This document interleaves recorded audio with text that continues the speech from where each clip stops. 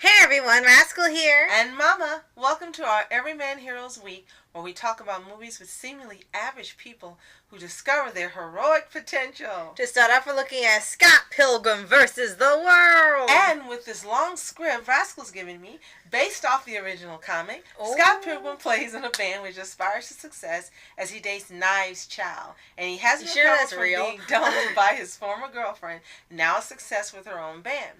When Scott falls for Ramona Flowers, he has trouble breaking up with Knives and tries to romance Ramona. As if that wasn't enough, Ramona comes with baggage. 7 exes with each of whom Scott must do battle to the death in order to win Ramona. Yeah, I love this movie. I saw this movie long before you did, of course. But when you did get to see it, I loved that you got it and you loved it.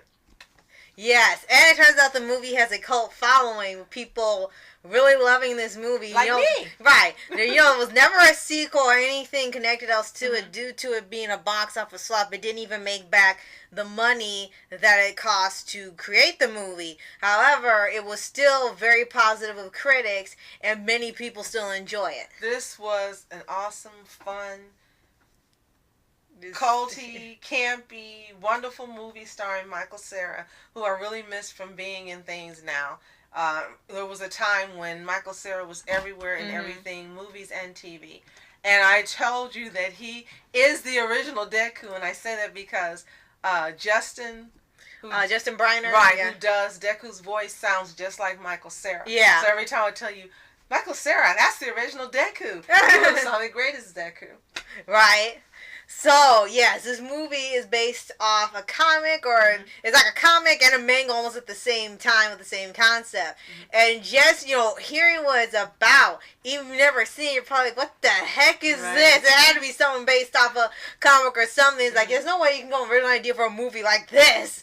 And all the people, all the exes are insane. Yes. And the great fun was back when this was made in 2010, it was before you had all these blockbuster Marvel movies and other movies that these people became famous for, like Pitch Perfect and so forth. Right. You had Chris Evans and Anna Kendrick and Brie Larson, right. Captain Marvel, and Brandon Routh and Jason Schwartzman. You had all these people who, during that time, were not as huge as they are. And, of course, Mae Whitman. Oh, Katara. yes. And you had all these people in this movie, who weren't as huge as they are now. And you think about this movie and the roles they played, and then you see them now, and it was like, yes. Right. This was star-studded before they were stars. Right. Everything about the visual effects were fantastic. It looked like you were either playing a video game, and you're reading a comic book, and you were reading this. It was a great accumulation of a bunch of popular things into one, and it really leaped off the screen when they would have the effects and they have the fight scenes, and it was like you was finding people in a video game, or it was like a comic book when they go from panel to panel with something happening.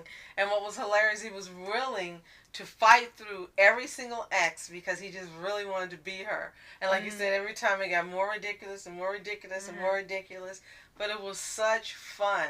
From beginning to end, the movie was absolutely fun and fantastic. Yeah. I love this movie. And I was so happy when I said, can we please do Scott Pilgrim versus the World? And you were like, yes. Yes. Oh, I'm sorry, it was a graphic novel. We need to correct title. It's a graphic novel. And we've actually seen this a couple places.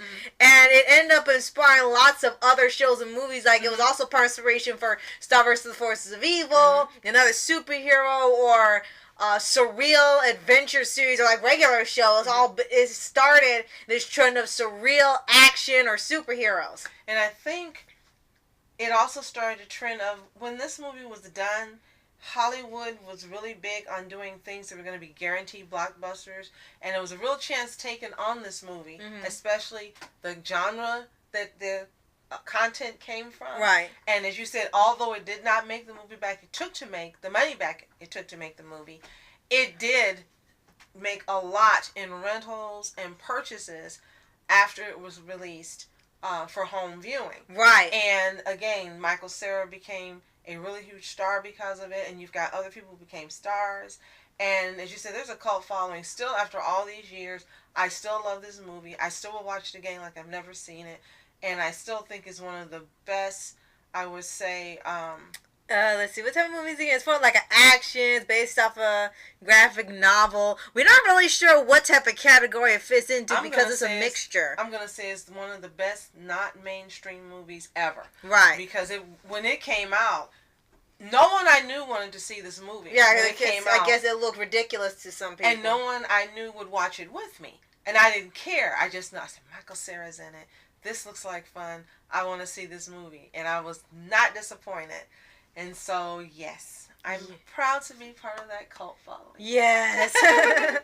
And we got to talk about the kid for Scott Pilgrim. It was actually really hilarious how they presented him. He's a slacker, musician, he's in a garage band, but he still gets women. Yes. That's what was hilarious, because usually with these types of characters, they're like, you're lucky if you find one person. Here, everyone wants to be with him, and he just girlfriend after girlfriend after girlfriend, and you're like, how?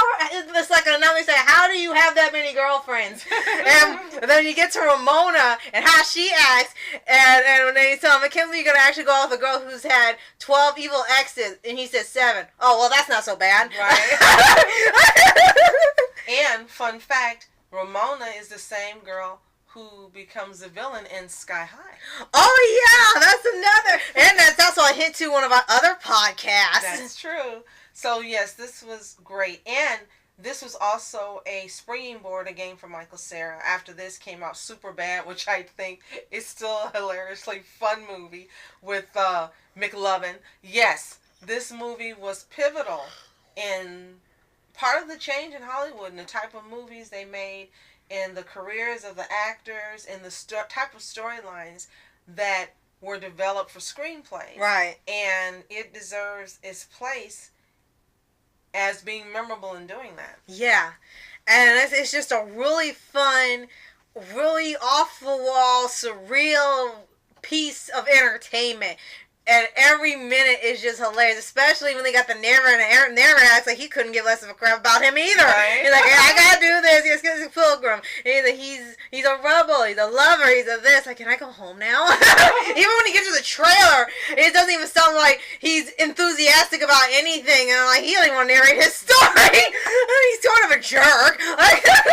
Now, this is one of those movies, if you talk too much about the action, you spoil the surprises and what happens for the outcome for each one that he battles. This is one of those movies where you cannot talk so much about it for those who haven't seen it. Because you'll end up telling them. Spoilers. Yeah. So the first thing I want to say is, if you have seen this movie either when it originally came out in 2010, like I did, or later on, like Rascal, please let us know in the comments below.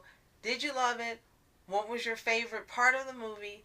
And were you disappointed when a follow-up did not come for this movie? Right.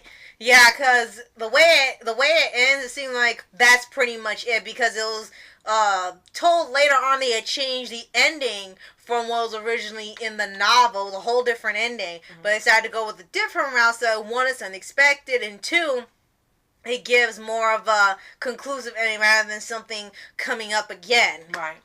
And I really do believe that this movie, as I said, it was a springboard for others. In particular, I think the Kick-Ass franchise, Kick-Ass and Kick-Ass 2. Uh-huh. If you think about those movies, how they're filmed, the script and the plot and everything, it is just as off-kilter and a cult-type movie that has a cult following, just like Scott Pilgrim. Right. And it took someone who, the young lady that plays Kick-Ass, I'm sorry, I can't remember her name. I know you know her name. Yeah. I know who she is. Yeah. But she had been in some movies, but she wasn't really a big star. And just like with Michael Cera, they took this chance on someone who was young, who had great acting skills, was fantastic, and put her on the map. Right. Chloe.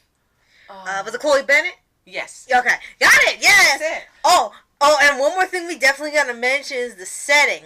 You know how other movies, they get these extravagant places, they go across the world, right. like in Japan or Italy and France and stuff. This movie takes place in Toronto. And that's it. But he burst the world. Right. The world of Toronto, within Toronto radius. Scott Pilgrim. Right. And then the place you go to is like a college, Sonic Boom, public library, Second Cup, Goodwill, a pizza place. You didn't even go to like extravagant places. Like, these are just places you can go next door, and that's where the battles nothing extravagant. Just like, oh, just like stuff in the neighborhood, and then that was it. So thank you, Universal Studios, for making this movie and letting it be done. Again, it's one of my favorites in remembering, and hopefully you will have something that comes out maybe later that will be in the same I guess the same vein as it. Yeah, I was going to say that, but I chose not to use it. But yes, in the same vein, we need something refreshing like this again. And even though now these movies are kind of commonplace, it's still when these type of movies are made. It was something new. Right. But still when these movies are made now, I love that each one still is different. There's a different type of script. The characters are different. The characters are everyman. And I just love these type of movies, especially when they're well written and have exceptional actors like this one did. Yes. And like I said, every actor in here was great for their roles. They played all the roles well. Michael Cera was hilarious as Scott Pilgrim, and he loved the absurdity and surreal of everything in the world around it. It was like almost watching a regular show in live action.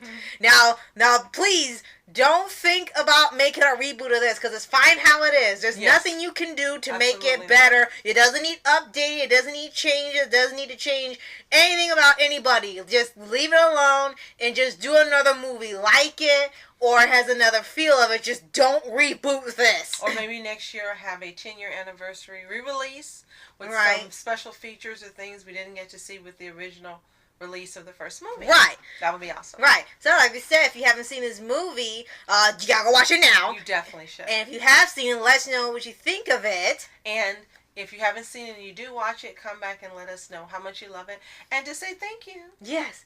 So, thank you so much for watching. And tune in tomorrow for our next podcast. I'm Ask Entertainments. And I'm Mom Entertainments. Have a fantastic day. Peace. And reporters sitting flashing lights. Trying to walk around, man, who the hell are you? What you want to do? Well, man, it's on you. Man, it's on you. Met her in my dreams. She was my queen. A castle in the mountaintops, rivers and streams. Plucking sunlight from the sky in my pocket. Give it to you later on in the form of a locket.